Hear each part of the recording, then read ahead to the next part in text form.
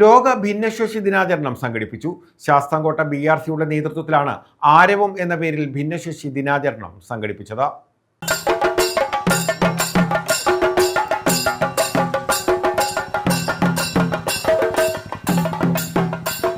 ശാസ്താംകോട്ട BRCയുടെ നേതൃത്വത്തിലാണ് ലോക ഭിന്നശേഷി ദിനാചരണം നടത്തിയത്. സാമൂഹ്യ പുരോഗതിക്കായി ഭിന്നശേഷി സൗഹൃദ സമൂഹത്തെ വളർത്തിയെടുക്കുക എന്ന ലക്ഷ്യത്തോടെയാണ് ദിനാചരണം സംഘടിപ്പിക്കുന്നത്.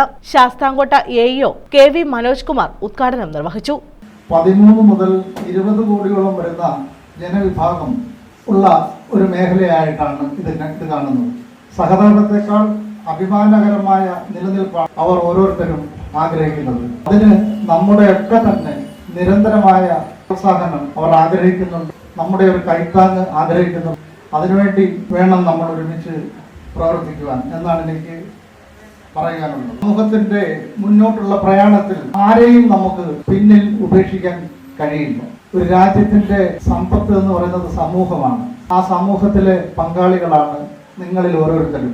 IEDC in charge K. ബുഷ്ര അധ്യക്ഷത വഹിച്ചു. കൊല്ലം DPO സബീന പദ്ധതി വിശദീകരണം നടത്തി. Sasthamkotta BRC BPC Roshin M. Nair സ്വാഗതം പറഞ്ഞു. Stalin, Chandrabose, G. Pradeep Kumar, Friji K. Alexander, Santhosh Kumar, Raghunathan Pillai, N. Sheeba, B. Saraswathiamma, NS Libumon തുടങ്ങിയവർ പങ്കെടുത്തു. മഹാനായ വലിയ കമ്മ്യൂണിസ്റ്റുകാരൻ കൂടിയ ഒരു വലിയ എഴുത്തുകാരനുണ്ട് നമ്മുടെ പഴയ ഭാസ്കര മാഷ് ഒരു പാട്ടുണ്ട്, പൊൻവളയില്ലെങ്കിലും പൊന്നാടയില്ലെങ്കിലും എന്നുള്ള പാട്ട്. അതിനകത്തൊരു ഭാഗത്ത് പറയുന്നുണ്ട്, എല്ലാവർക്കും എല്ലായ്പ്പോഴും എല്ലാം തികഞ്ഞാൽ സ്വർലോകത്തിനെ നമ്മൾ ഇഷ്ടപ്പെടുമെന്ന്.